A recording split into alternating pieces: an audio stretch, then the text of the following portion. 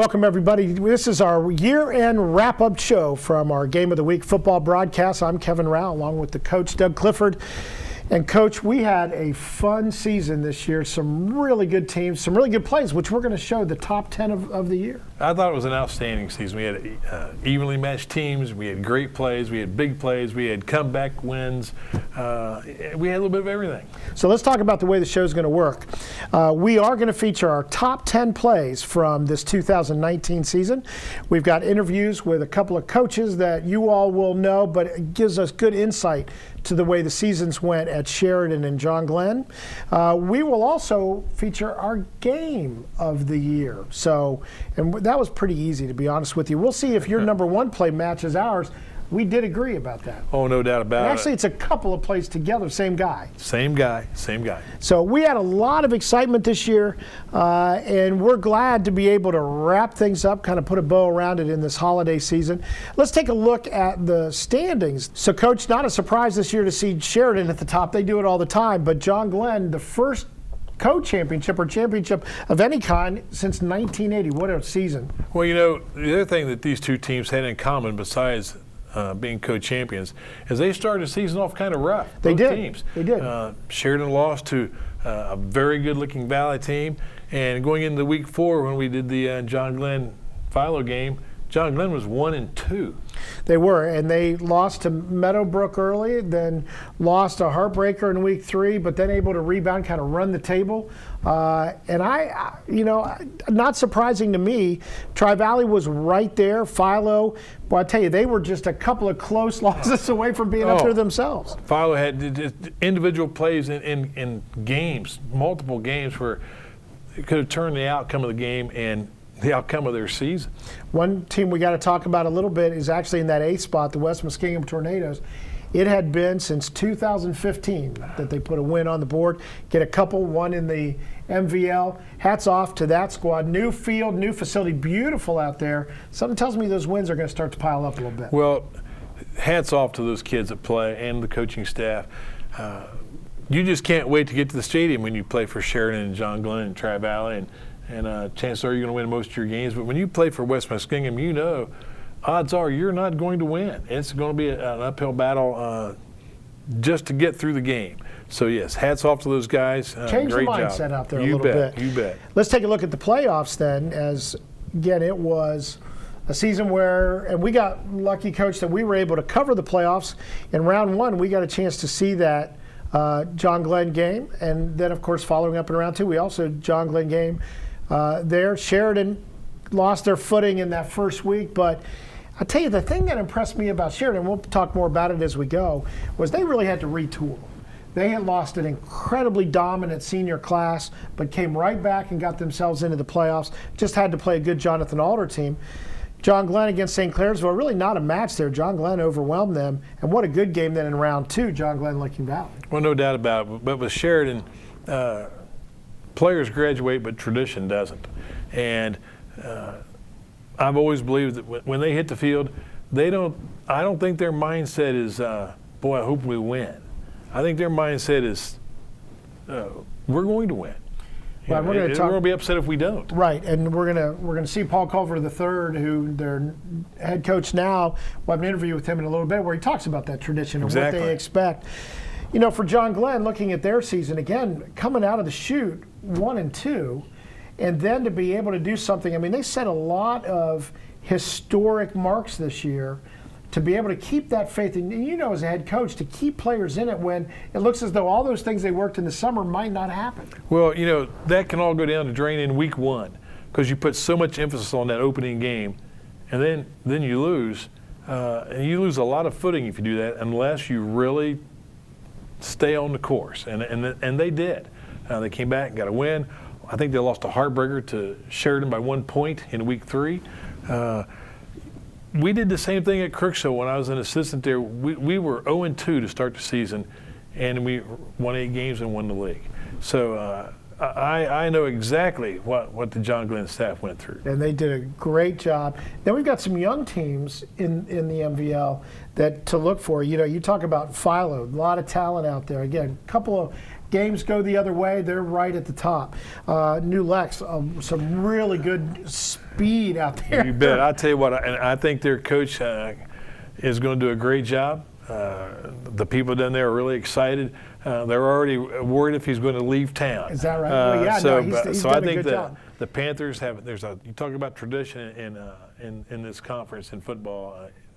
New Lex almost invented it. So, I think they'll be back. Team. We were That's Mark, right. we were there. We might see one of those plays in our top 10 where the young guys, I mean freshmen, really showed some good talent. No doubt about it.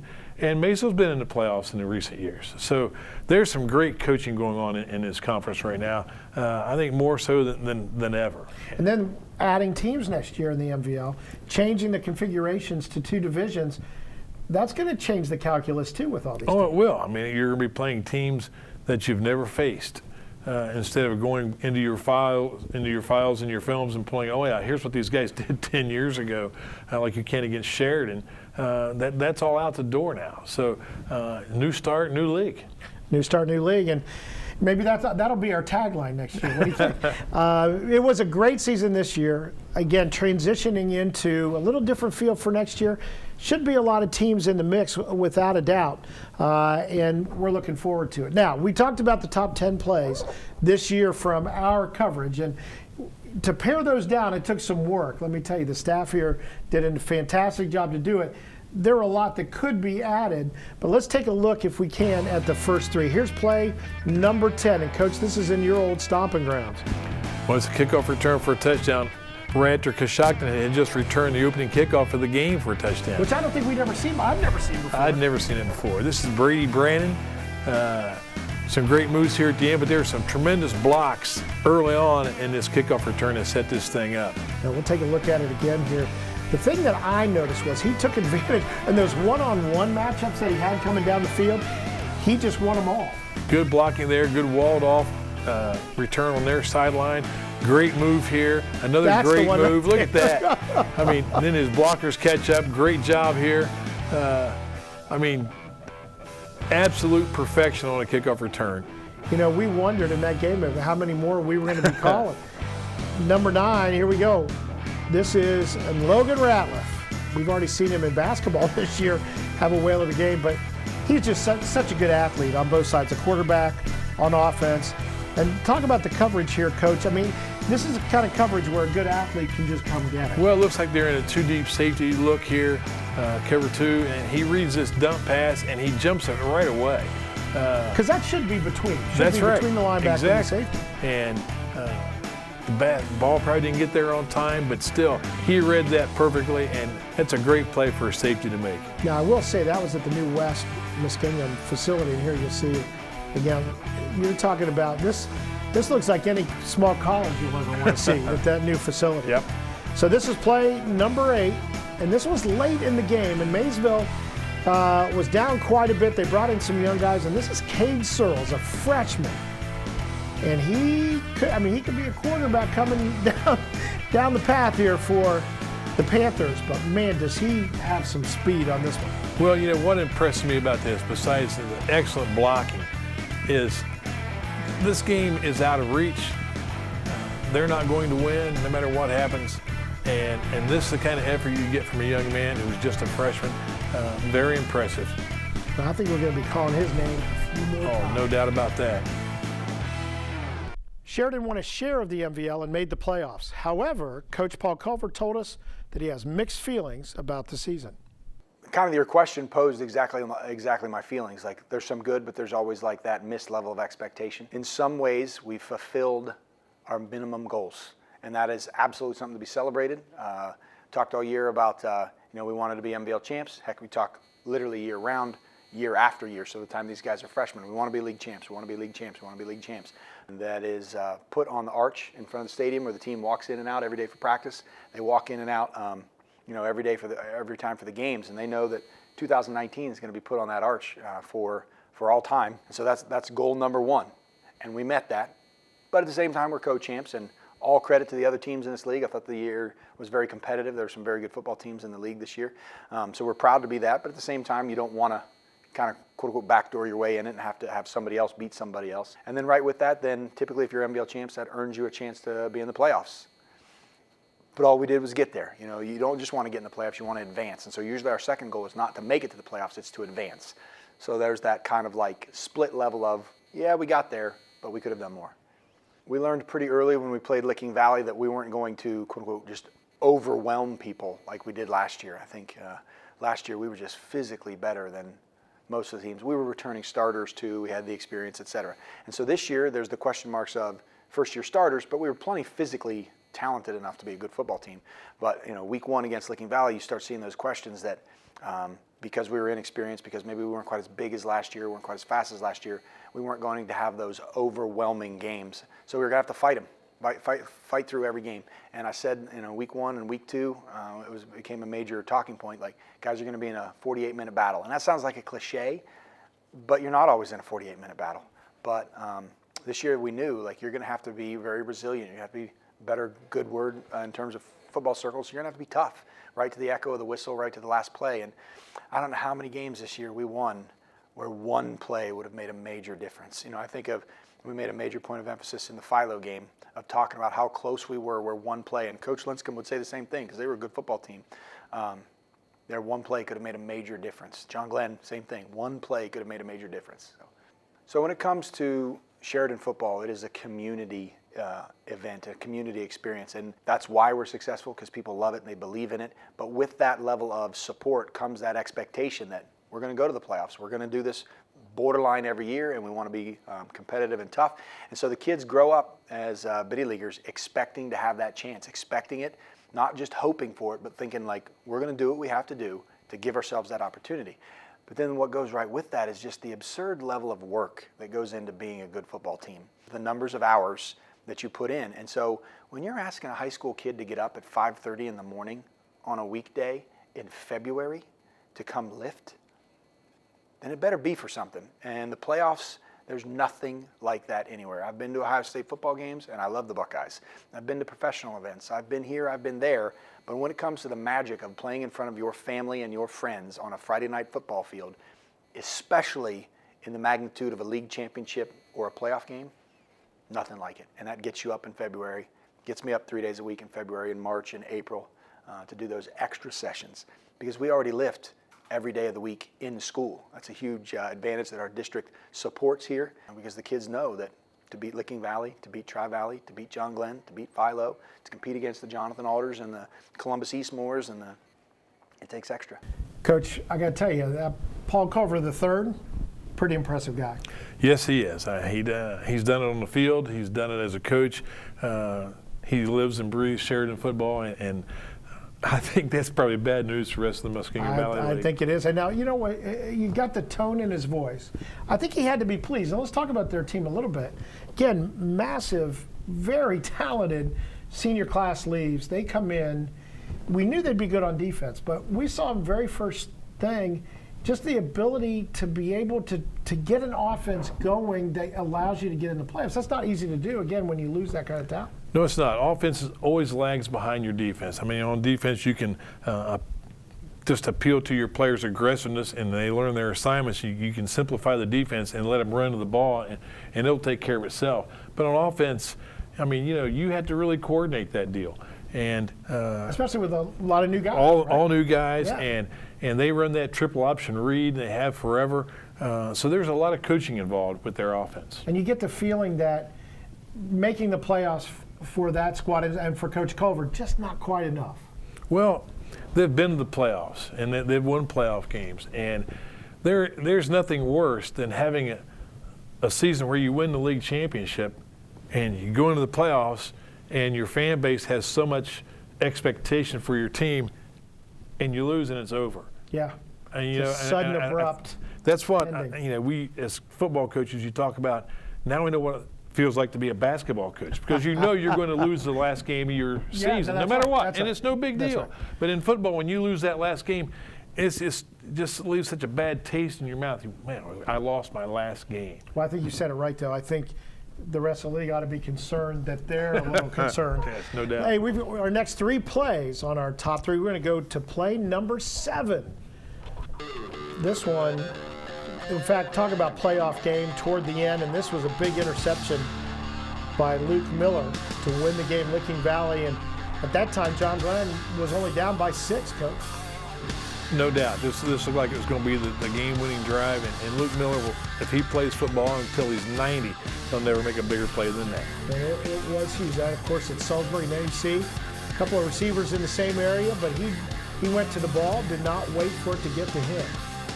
And that's the way that you coach it up. So that was our play number 7. Let's look at play number 6. And this fellow by the name of Will Hamilton at Sheridan.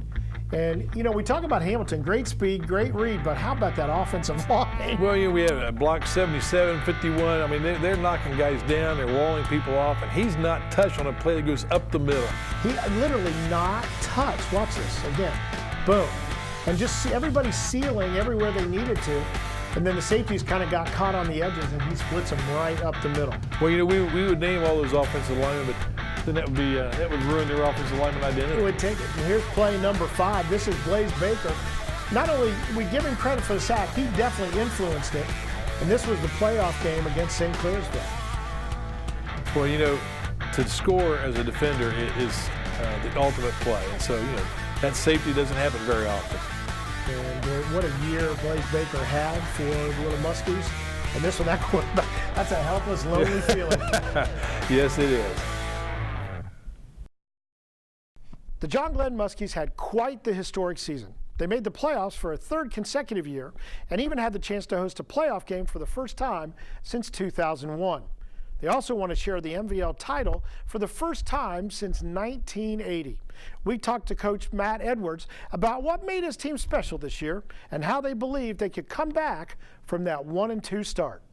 You know, now it's been 3 or 4 weeks, and we've had some time to reflect, and we can actually get out of the moment a little bit. It was a great season, historic in terms of our football program. The things that we were able to accomplish this year, just winning the league title, a share of the title for the first time since 1980. It's only the 2nd time in school history we've made it to back-to-back playoff berths, and the first time since 2001 that we actually hosted a playoff game. So, you know, we had a great group of kids, a great senior class, and it'll go down as one of the best that's probably ever played here. We've gotten lucky when we pick our mantra. This year we picked our mantra, "We will rise." And I think that was very fitting for this football team. One of the things that this team has learned is that belief is powerful, and we're going to fight you for 48 minutes. And if you take a look at some of our games, you know, as the season went on, you know, 1-2 to start, which is obviously not how we envisioned it. But at that point, we, you know, stuck to our plan, and our kids, you know, continued to believe that we had a chance to accomplish some of our goals. And then when you look at some of these individual games, you know, the Philo game was huge, you know, right down to the last play of the game.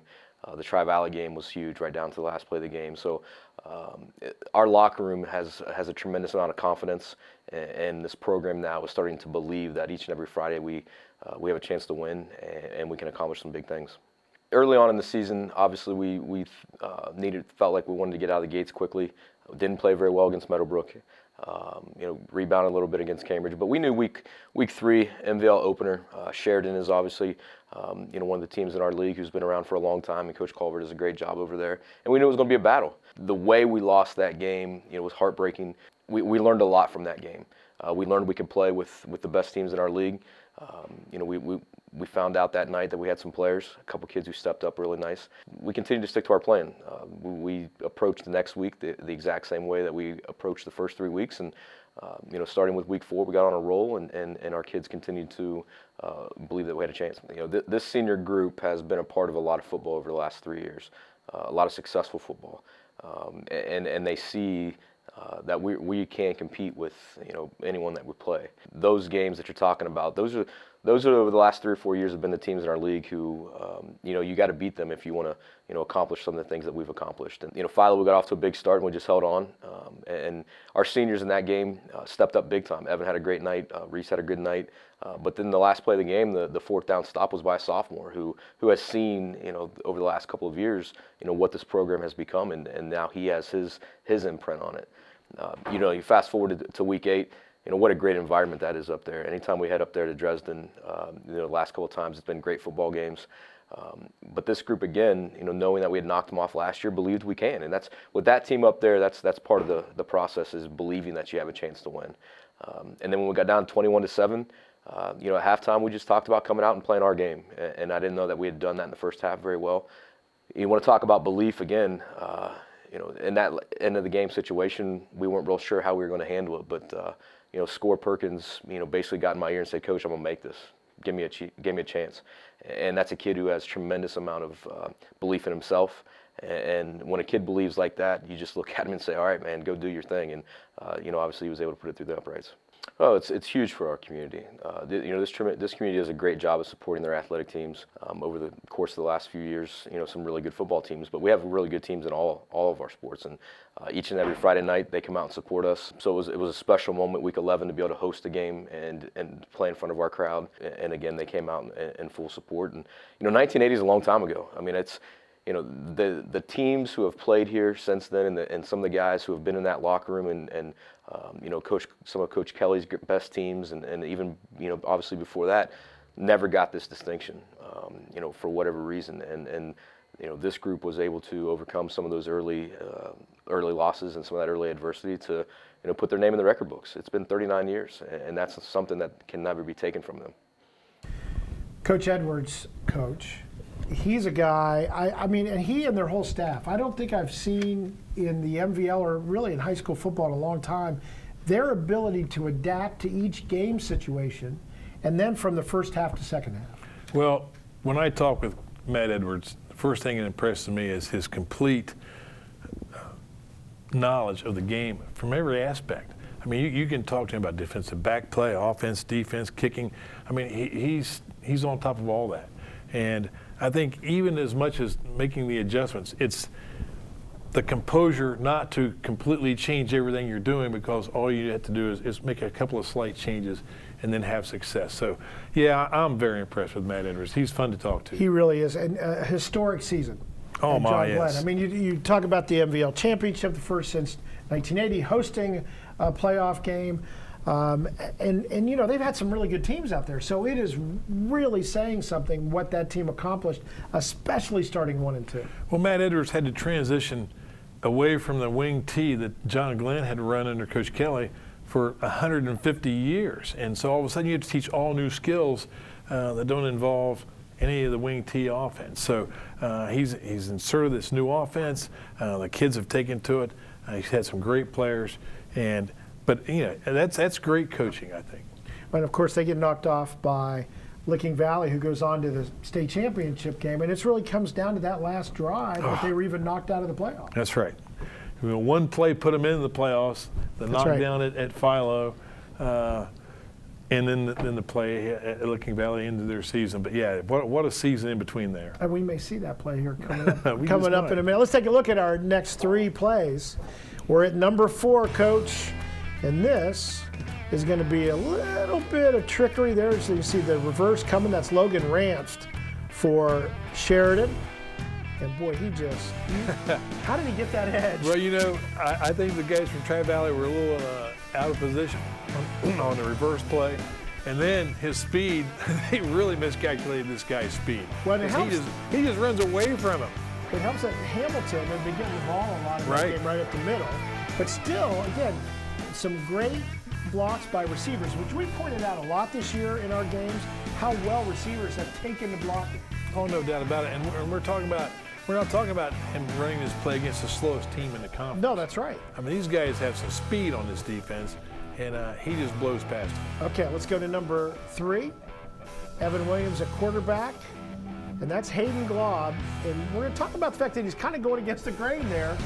Not an easy catch, and then he has a gear that E5's in there somewhere. Where the quarterback, it's like a semi-roll to the right here. He's moving to his right, and look at the defenders. They do the same thing. You're taught on defense to mirror the quarterback, and so they're mirroring the quarterback, and Glob's going in the opposite way, and with his speed. And then right here he goes, whoop. Oh, it's just no chance. He gets that 5th gear going, and again, one of the really fine players on this John Glenn team.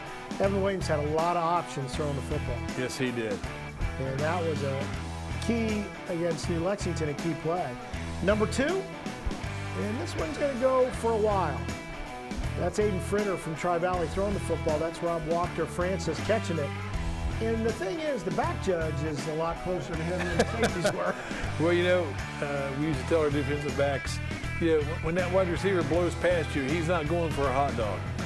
And he's going for a touchdown. Well, they might have been coming in a little man-to-man and then bit on the up route, but man, we were talking like Usain Bolt in the prelim. He's just kind of looking around as he crosses the tape there, but again, just nobody. 10 yards it is from everybody else. Now, we still got our first play, and it's really, we're kind of lying about it because it's really 2 plays as our number 1 play because it's the same guy doing the same thing, which is incredible. But before we get there, we've got a game of the year. So, yeah, just throw that out at you.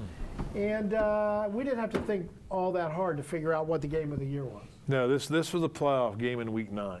For the it really was. No, you're exactly right. Because it was the elimination for the league championship. It was the elimination for the state playoffs. And whoever won was in, and whoever lost was out. And the atmosphere, it was huge up there great. in Dresden. And let's take a look at that. It's Tri-Valley going against John Glenn. And as you can see, the Tri-Valley Scotties, the home squad tonight. Big game tonight as they host the John Glenn Muskies. Both teams battling for the MVL title. Play going to the left. They do it again. Wellmeyer leans, keeps working the feed. Touchdown. And he got in. He did not quit, and this whole team goes down toward the end zone. Think this game means something to them tonight, baby. Coach? Sands will get it. Right up the middle. I think he's in. And he'll just follow everybody into the end zone. Okay, here we go. Take that. It's going to be Fritter fake. That was a beautiful fake. Yes, it was. Faked it to Pentalio. Wow. Defense went with number 33, and Fritter takes it up the middle. He'll take it 2 yards to score and falling behind by a touchdown. Tri-Valley's answered with 2 touchdowns. So first and goal for Tri-Valley inside 8 minutes to play in this third quarter. It's a long drive for Tri-Valley, and Sands takes it up the middle, and did he get in? He did.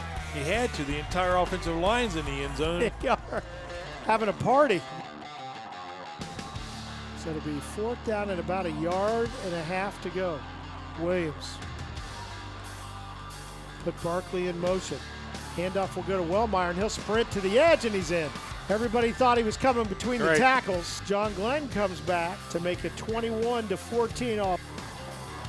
Big play coming up here. Oh, yes, it is. From the 6-yard line, Williams. That'll be a throw. Rolls right. Looks in the end zone, and Reese Perkins. Boy, it's a game of inches or what? That ball was just nearly picked off. We got some game to go here, folks. 3:44 in regulation. We are tied at 21. It is going to be an attempted field goal with 31.6 seconds. Score Perkins will attempt it out of the hold of Reese Perkins. Ball set left hash, 28-yard line. Good snap, placed down, kick is away. It's got leg enough. It is good. Holy cow. 38-yard field goal with 26.1 seconds remaining. What a clutch kick. Fritter running out of room. He's going to be hit, and ball's on the field, and it will be, I think, John Glenn. They just have to take a knee. Yep. They definitely called that a fumble. That was not a pass. That will seal it tonight. What a football game here at Tri-Valley. John Glenn down at one point in the second half, 21-7.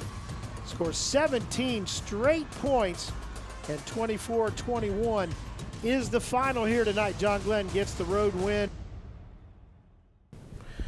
Well, some could argue, Coach, that kick by Score Perkins might have been the play of the year. We're going to get to his teammate here in a little bit, but having said that, you're right. That was a playoff game in Week 9, and it meant everything. And the way that John Glenn came back there, I mean, they were down by a couple of touchdowns deep into the third quarter. Had to have a strong belief in themselves to do that. Well, it's not very often in high school where you're playing in Week 9 or 10, and the game means that much.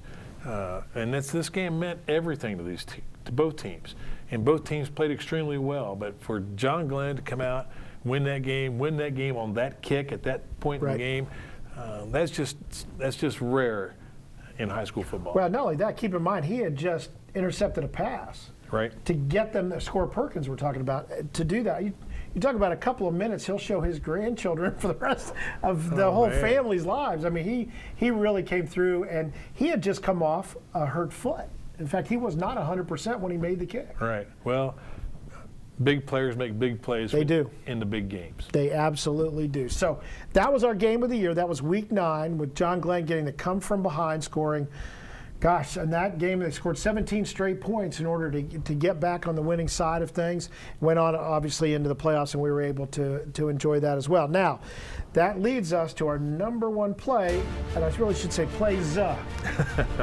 Here's the first. This is going to be a defensive play, and that's Reese Perkins. And that's right, he only used the right hand to make that interception. This is an amazing play. Well, look at this catch. I mean, he has the ball all the way. He's not surprised and he uses his left hand to fend off the receiver. What a play. What a play. I believe on a certain other network, they might say he got mossed on that play. No doubt. Now here comes, on the offensive side, Reese Perkins. And once again, just to show you, I think there's something magic. That left hand, it keeps growing. Look at this catch. Look at this catch. Yeah, and that was in the playoff game, and that really got them back into the game to set up their last drive that could have won it for them. Well, their offense had really gotten stale at this point. They hadn't moved the ball at all, and yeah, that really picked up the entire team. And that's one you would expect to see on national television, but we were lucky enough to have it on our game of the week. So, Coach, looking at those plays, looking at our game of the year, there's a theme there that you and I have talked about and did talk about all year long, and that was the quality of player that we had on our broadcast and the quality of coaching that we had. And I know you noted it throughout the season. That's what made it exciting for us. Not only that level of talent, but then going into towns where Friday night is still a big deal. Friday night football is still important in this area, and I don't think it is in a lot of places anymore. And I hope that the players and the coaches and the communities realize that, because this is something special that's not going to ever happen again. High school football comes around one time, and playing in front of your family and your friends, you can go to college and play at a Division I school, and nobody in the bleachers even knows who you are. That's right. It makes a huge difference. And people talk about these games. We'll be talking about these games for a long time. Now let's look to what we're going to do next year. I'm already inviting myself back, and you as well. When you look at the league, again, we're going to divide into 2 divisions, the MVL will. You get Riverview, Meadowbrook, Coshocton joining. It goes to kind of big and little, kind of, in the way it's laid out. But I know you and I like it because we think it's going to add to the ability to get wins in the non-conference for a lot of these teams. And It may help the ones that haven't been near the top, may help get them to the top. Well, and I think if you're at a smaller school and you've been struggling and you have to play Sheridan, Tri-Valley, John Glenn, and it's hard to convince your kids you really have a chance to play. And I think now the coaches will have that. So I think that will even things up. It'll be better competition. And I'm anxious to see how the new teams, Riverview was in this conference, so they know what it's like. So I'm anxious to see how these teams improve the MVL. Now, we have some thank yous to give. First of all, I want to thank our whole crew. We had a blast this year going out in our 12 weeks of doing games. Again, we talk about the fact that the bigger guys bring trucks and trucks and hundreds of people. We take our 9 people on the road, and we'll do any game, any place. We're ready to go. Fantastic job done by the crew this year. But we also want to thank the places that we go to. We are treated so well. I mean, we're spoiled. We really are. We have an example of how we're treated right in front of us. Again, you get the pepper jelly. Well, the pepper jelly from Morgan County, I tell you, thank you very much for that. But we are treated like royalty every place we go. And it just a blast. It is just a lot of fun. We look forward to next year. I think the thing we look forward to, besides being treated so great and working with great people, this football, when we look at who could be good, it could be anybody going into next year. It could be. I mean, you never know. Players come, players go. from one year to the next, you never know who's going to come up, who's going to be an outstanding player, what team's going to rebound or stay on top. So yeah, I'm anxious to see how that unfolds next year. Well, we had a blast, and I'll tell you, I wouldn't do it if it weren't for this guy. We had a lot of fun. We're looking forward to next year. Hope you enjoyed our plays, our game of the year, our coaches' interviews. We're going to do a lot more of these kind of things going forward, so we hope that you will join us for that. Well, that's going to wrap up our show today. Thank you for joining us, and thank you for being there all year long. For my broadcast partner, the Coach Doug Clifford, I'm Kevin Rouch. So long, everyone.